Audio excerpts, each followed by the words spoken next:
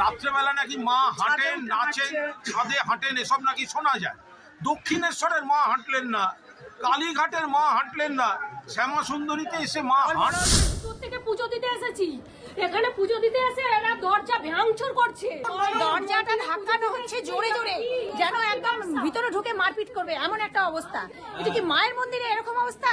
কোন অবস্থা করেছে, আমরা এখানে রীতিমতো সবাই ভয় পেয়ে গেছি এই জন্য না যে আমাদের কিছু হবে। এখানে কত দূর দূর থেকে ভক্তরা এসছে, তাদেরকে এরকম করছে, মায়ের সামনে কত বড় অপমান। এসে পয়সা দাবি করেছিল, তখন আমরা দিয়েছিলাম যতটা পেরেছিলাম, কিন্তু ওনাদের ইচ্ছা মতন সবসময় আমাদের পক্ষে দেওয়া সম্ভব হয় না। সেই জন্য আমাদের মন্দির পয়লা বৈশাখের দিন বন্ধ করে দিল, আমাদের ভক্তদের ধরে মারলো। তাছাড়া মিষ্টি একজন ভক্ত এনেছিল, তার কাছ থেকে সেই মিষ্টি কেড়ে নিয়েছে, গয়না খুলে দিয়ে দিতে মায়ের।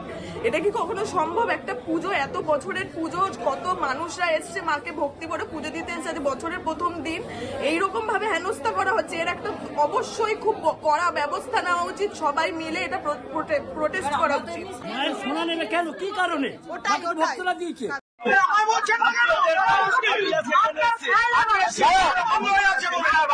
लोग बार बार भेजा है कि हम लोग को इतना पैसा दो, दरवाजा खुल के लेके चला जाएंगे अगर पैसा नहीं दोगा। 2 साल पहले सरस्वती पूजा के समय हम किए उनके पास, वो तब शायद मेदिनीपुर या कहीं के दायित्व में था, हमसे बहुत बुरा बर्ताव किया, हमको कुत्ते जैसा भगा दिया, मुझसे 50,000 रुपए मांगे थे।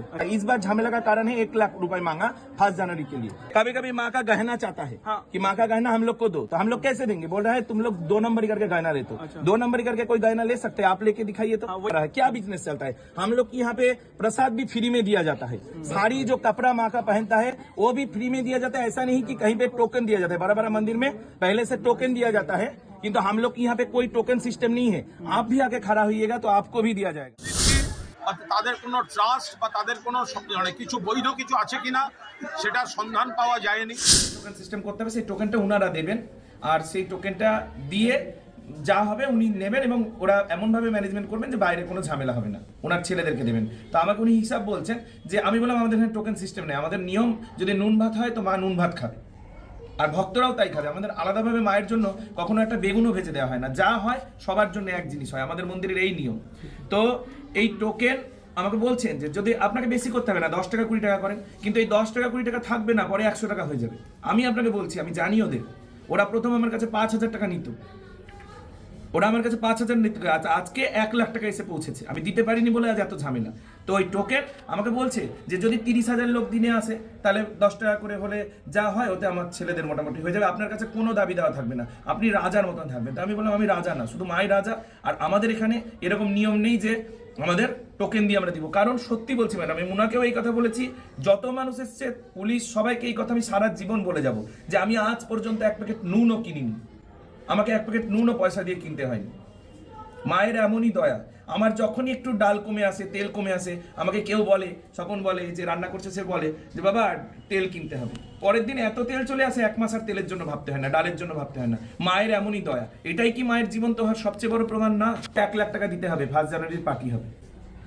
আমি হাত জোর করে বলেছি, আমার কাছে আমি যেটুকু পেরেছি আমি সেটুকু বলেছি যে এইটুকু আমি দিতে পারি, 1 লাখ টাকা আমার পক্ষে দেওয়া সম্ভব না। এই নিয়ে ঝামেলা, 20টা গুন্ডা নিয়ে এসে আমাদেরকে মেরে দেয়, আমার বৃদ্ধ মাকে মেরে দিবে, আমাদের মন্দিরের ভক্তদের মেরেছে, আমি চিনিও না তাকে। একটা ছেলে মাকে শুধু দর্শন করতে চেয়েছে, তার জন্য তাকে আঁচড়ে উচড়ে খামচে, এরকম ছেলে মেয়ে বহু লোককে মেরেছে। আমি একটা জায়গায় কাজ করি, সেটা ওনারা কিছু মনে করেন না, ডাকলেই যে হাজির হতে হবে, হাজির না হলে ওনাদের মানে লেগে যাবে, আর আমাদের সঙ্গে কুকুরের মতন ব্যবহার করে।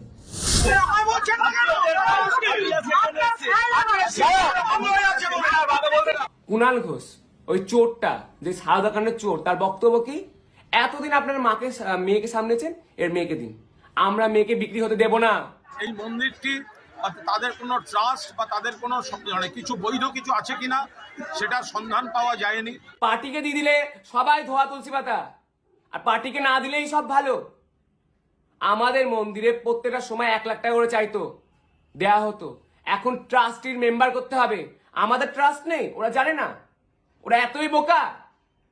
2021 সালে আমাদের ট্রাস্ট আছে, দরকার কাগজপত্র আমরা দেখাতে পারবো। ওই বাড়িটা মায়ের কেনা বাড়ি, আমাদের দলিল আছে, সব আমাদের কাছে প্রমাণ আছে। এবার রাত্রেবেলা নাকি মা হাঁটেন, নাচেন, ছাদে হাঁটেন, এসব নাকি শোনা যায়। দক্ষিণেশ্বরের মা হাঁটলেন না, কালীঘাটের মা হাঁটলেন না, শ্যামা সুন্দরীতে এসে মা হাঁটছেন। মানুষ কোথায় আপনারা? যে মায়ের মুখের মধু হাসি দেখে আপনারা পাগল হতেন, কোথায় আপনারা? সেই মাকে নিয়ে হাসাহাসি করছে, বলছে নুপুর পরে হেঁটে বেড়ায়, মা কি বাইজি? মা আমার মেয়ে, তাকে নিয়ে বলছে আপনারা কিছু দেখছেন না? কোথায় আপনাদের বিচার? কোথায় বসে আছে আমাদের সরকার যে একটা মন্দিরের ওপর দখল করে নেওয়ার চাপ হচ্ছে? এই করছেন, এই কথাও বলবো যে চাঁদের জন্য আপনারা আমাদের জুলুম করছেন। কি করতে এসছেন? আরো বিপদে পড়বি। ঠিক আছে, মোবাইলটা কর। আচ্ছা ঠিক আছে। ওরা ওদের দাবি কি, যদি তোরা আমাদের কথা না শুনিস তোদের মার্ডার করে দেবো। সব মন্দির যেমন দখল করে নিয়ে পার্টি পলিশ, আমাদের মন্দিরও তাই করতে চেয়েছিল। আমরা আমাদের মন্দিরকে হতে দেব না, আমাদের একটা রক্তের বিন্দু থাকতে হতে দেব না। মানুষ, মিডিয়া কিসের? আমাদের বক্তব্য কোথায়? যখন কেউ কিছু বলে, চ্যানেল কোনো কথা বলে, চ্যানেলের কি কাজ? আমাদেরও বক্তব্য নেওয়া না? সিএন, বড় বড় টিভি চ্যানেল যেগুলো, সেগুলো আমাদের বক্তব্য কোথায়? চুরি করছে, চাল চুরি করছে।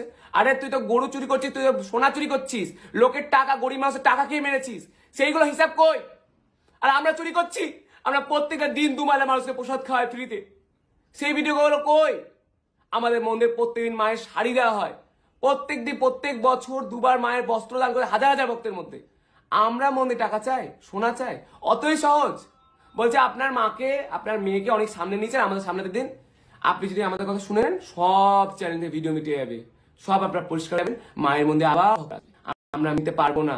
আমরা চোরকে আমাদের মেয়েকে সঁপে দিতে পারবো না। মাকে ভালোবাসি, মাকে ভালোবাসি। মার্ডার হুমকি কোথায়? সেই মিডিয়াতে আমাদের কোথায় বক্তব্য? সাধারণ মানুষের কি পাশে কেউ নাই? কোথায় মমতা দি? কোথায় বসে আছেন আপনি এখন? আপনার পার্টির লোক কুণাল ঘোষ ধরে মারছে আমাদের, প্রমাণ কোথায় ওর? কোথায় প্রমাণ?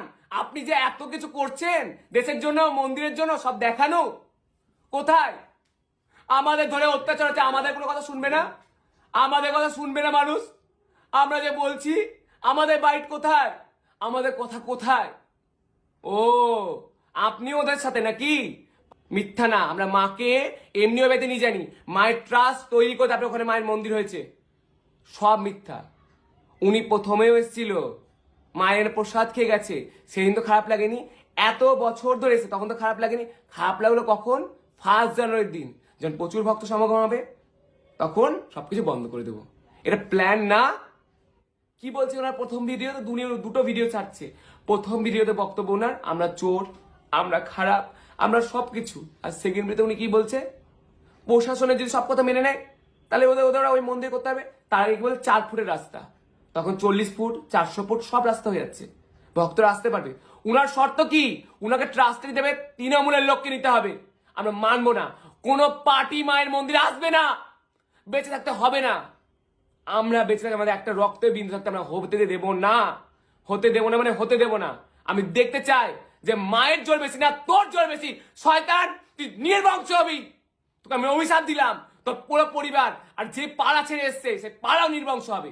বলে রাখলাম, আমার কথা সব সত্যি হবে। আমি যদি মাকে ভালোবেসে থাকি। জয় মা শারদা সুন্দরী।